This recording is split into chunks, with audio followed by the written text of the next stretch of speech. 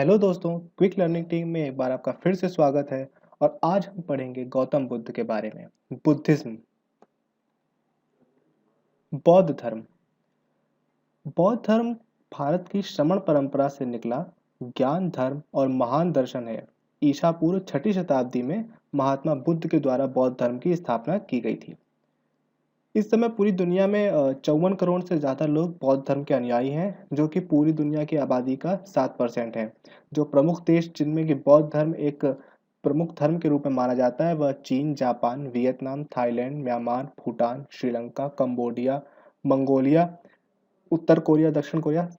13 ऐसे देश हैं जिनमें बौद्ध धर्म जो है वह प्रमुख धर्म है। अब जानते हैं गौतम बुद्ध के बारे में, जो कि बौद्ध धर्म के प्रतिपादक हैं। इनका जन्म 563 ईसा पूर्व में कपिलवस्तु लुम्बिनी में हुआ था, जो कि इस समय नेपाल में है। इनके पिता का नाम शुद्धोधन था, जो कि शाक्य गण जो एक था उसके प्रधान थे। इनकी माता का नाम माया देवी, जो कि कोली थी। इनके बचपन का नाम सिद्धार्थ था। इनकी माता जी की मृत्यु युवावस्था में ही हो गई थी, तो इनकी सौतेली माता का नाम, जो कि इनकी मौसी भी थी, प्रजापति गौतमी था। और ये बुद्ध संघ की प्रथम महिला भी थी। इनकी पत्नी का नाम यशोधरा था, जिनके अन्य नाम गोपा और बिंबा भी हैं। और 16 वर्ष की आयु थी गौतम बुद्ध की जब इनका विवाह हुआ था। गौतम बुद्ध एक राज परिवार में जन्म लिया था इन्होंने। और ऐसा क्या हुआ कि ये सन्यास की तरफ हो गए, तो ऐसी 4 घटनाएं होती हैं। ये एक बार सैर करने अपने सारथी के साथ निकले और इन्होंने रास्ते में 4 घटनाओं को देखा, जिससे प्रभावित होकर इन्होंने सन्यास लेने का मन बना लिया। वह 4 घटनाएं कौन सी थी? इन्होंने रास्ते में एक बूढ़े आदमी को देखा, उसके बाद इन्होंने एक रोगग्रस्त आदमी को देखा और मृत्यु को देखा, मतलब एक मरे हुए शवयात्री को देखा। जब ये तीनों घटनाएं देखी तो इनका मन काफी विचलित हो गया। इनको लगा संसार दुख भरा है, संसार में हर तरफ दुख ही दुख है। अच्छा, ऐसा क्यों कि इन्होंने पहले ऐसा, ये राज परिवार में रहते थे और इनके पिता ने हर संभव कोशिश की कि इनको दुखों से दूर रखा जाए। तो ये 3 घटनाएं देखने के बाद इनका मन बहुत विचलित हो गया कि इनको लगा कि संसार में तो बाहर दुख ही दुख है। परंतु चौथा, जब ये देखते हैं एक सन्यासी पुरुष को और उसके चेहरे पर तेज देखते हैं और देखते हैं कि वह बहुत प्रसन्न है, सांसारिक दुखों से दूर है, तब इनका मन लग करता है कि यही एक चीज है जिससे कि हम शांति को पा सकते हैं, परम सुख को प्राप्त कर सकते हैं, सन्यास। तो यही 4 घटनाएं होती हैं जो कि इनको सन्यास लेने के लिए प्रवृत्त करती हैं। 2 फैक्ट यहाँ से और इम्पोर्टेंट आते हैं, जो कि एग्जाम में पूछ लिए जाते हैं कि इनके सारथी का नाम क्या था, उनके घोड़े का नाम क्या था। तो इनके सारथी का नाम था चन्ना और इनके घोड़े का नाम था कंथक। आगे बढ़ते हैं और कुछ मुख्य तथ्यों के बारे में जान लेते हैं। गौतम बुद्ध ने 29 वर्ष की आयु में गृह त्याग किया था। उसके बाद अलार कलाम एक गुरु थे इनके, उससे इन्होंने वैशाली में जाकर सांख्य दर्शन की शिक्षा प्राप्त की। उरुवेल में इनको 5 शिष्य मिले, जिनके नाम थे कौंडल्य, वप्पा, भादिया, महानामा और अक्कासी। उरुवेल नामक स्थान पर इनको ये 5 शिष्य मिले। ज्ञान की प्राप्ति गौतम बुद्ध को 6 वर्ष की समय लग गया, मतलब कि 29 वर्ष की अवस्था में इन्होंने घर त्याग किया था और 6 वर्ष और लग गए, यानी कि 35 वर्ष इनकी उम्र रही है। दिन कौन सा था? वैशाख पूर्णिमा की रात्र को। आयु 35 वर्ष। किस वृक्ष के नीचे? बोधि वृक्ष, यानी कि पीपल के वृक्ष के नीचे बैठे थे और निरंजना नदी के तट पर थे। 6 वर्षों तक लगातार तपस्या करने के बाद वैशाख पूर्णिमा की रात्र को इनको ज्ञान की प्राप्ति होती है।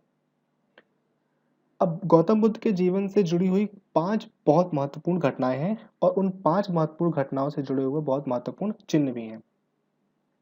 जन्म की घटना। जन्म इनका कहाँ पे हुआ था? लुम्बिनी, कपिलवस्तु में। मैथिली में जन्म को जन्म ही कहते हैं और इनका प्रतीक है जन्म का कमल और साण। गृह त्याग स्थान घर से ही किया होगा। मैथिली में इसको महाभिनिष्क्रमण कहते हैं, महाभिनिष्क्रमण। और इसका प्रतीक क्या है? घोड़ा। ज्ञान प्राप्ति इनको हुई बोधगया में। इसको निर्वाण, बौद्ध धर्म में ज्ञान प्राप्ति को निर्वाण कहा जाता है और इसका प्रतीक है बोधि वृक्ष। प्रथम उपदेश इन्होंने सारनाथ में दिया था और इसको मैथिली में धर्म चक्र प्रवर्तन कहते हैं। इसका प्रतीक क्या है? धर्म चक्र। इनकी मृत्यु हुई थी कुशीनगर में, उत्तर प्रदेश में, और इसको मैथिली में महापरिनिर्वाण कहा जाता है और इसका प्रतीक चिन्ह क्या है? स्तूप। कुछ और महत्वपूर्ण तथ्य जान लेते हैं। बुद्ध ने अधिकतम जो भी अपने उपदेश दिए हैं उसकी भाषा पाली थी। वेलुवन और जेतवन ये बुद्ध के निवास स्थान थे। बुद्ध का अंतिम संस्कार मल्लों ने किया था। ये बहुत महत्वपूर्ण प्रश्न है और कई बार परीक्षाओं में पूछा जा चुका है कि बुद्ध का अंतिम संस्कार किसने किया था। तो बुद्ध का अंतिम संस्कार मल्लों ने किया था। बुद्ध ने सर्वाधिक उपदेश कौशल देश की राजधानी श्रावस्ती में दिए थे। और बुद्ध धर्म जो है वो अनीश्वरवादी है तथा इसमें आत्मा की परिकल्पना नहीं की गई है। परंतु यहाँ से एक बात आपको ध्यान रखनी चाहिए कि बुद्ध धर्म वैसे तो अनीश्वरवादी है और आत्मा की परिकल्पना नहीं की गई है, परंतु यह पुनर्जन्म में विश्वास रखते हैं। बुद्ध की मृत्यु के बाद बुद्ध के शरीर के अवशेषों को 8 भागों में बांटकर उन पर स्तूप का निर्माण किया गया।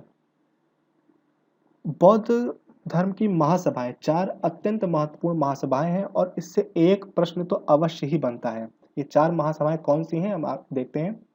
पहली जो बौद्ध महासभा संगीति कहते हैं वो 483 बीसी में हुई थी। जो प्रथम बौद्ध संगति थी वह 483 बीसी में हुई थी। राजगृह में किसका शासनकाल था? अजातशत्रु का। और इसमें कार्य क्या क्या हुए? सुत्त पिटक व विनय पिटक। ये बौद्ध धर्म के 2 ग्रंथ हैं, सुत्त पिटक और विनय पिटक, इनका संकलन हुआ। द्वितीय संगति 383 बीसी में हुई। वैशाली में शासनकाल किसका था? कालाशोक का। और इसमें क्या कार्य हुए? बुद्ध संघ स्थविर और महासंघिक में बट गया। तृतीय संगति 251 बीसी में पाटलिपुत्र में शासनकाल अशोक का था। और इसमें क्या कार्य हुआ? बुद्ध धर्म के 3 पिटक कहलाते हैं। पहले तो 2 हो गए प्रथम संगति में, सुत्त पिटक और विनय पिटक, और तीसरा पिटक है अभिधम्म पिटक, यह कथा वस्तु में जोड़ा गया। और चतुर्थ संगति 1 एडी में हुई। कुंडलवन में शासनकाल किसका था? कनिष्क का था। और इसमें क्या हुआ? बौद्ध धर्म 2 संप्रदायों में, हीनयान और महायान में बट गया। आइए अब थोड़ा हीनयान और महायान के बारे में जान लेते हैं। जो महायान थे वह सुधारवादी थे, जबकि हीनयान जो थे वह प्राचीन आदर्शवादी थे। महायान की भाषा साहित्य जो था वो संस्कृत थी और हीनयान की जो साहित्य की भाषा थी वह पाली थी। जो महायान जिसमें देश चलते हैं वह देश हैं चीन, कोरिया, मंगोलिया और जापान, जबकि श्रीलंका, बर्मा और जावा जैसे देशों में हीनयान संप्रदाय बौद्ध धर्म का पालन किया जाता है।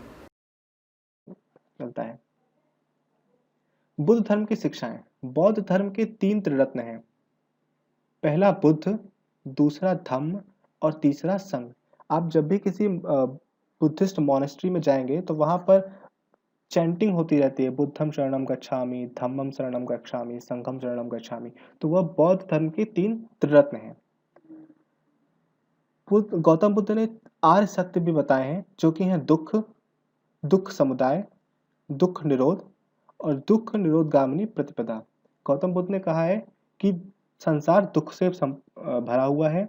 दुख का निरोध मतलब कि दुख का कारण क्या है और दुख का निरोध संभव है, और उस निरोध के संभव होने के लिए इन्होंने एक मार्ग बताया जिसको कि अष्टांगिक मार्ग कहते हैं। हम अष्टांगिक मार्ग के बारे में जानते हैं। सम्यक दृष्टि, सम्यक संकल्प, सम्यक वाणी, सम्यक कृतांत, सम्यक आजीविका, सम्यक व्यायाम, सम्यक स्मृति और सम्यक समाधि। यह 8 बातें एक अष्टांगिक मार्ग बताती हैं जिसको कि गौतम बुद्ध ने प्रतिपादित किया था।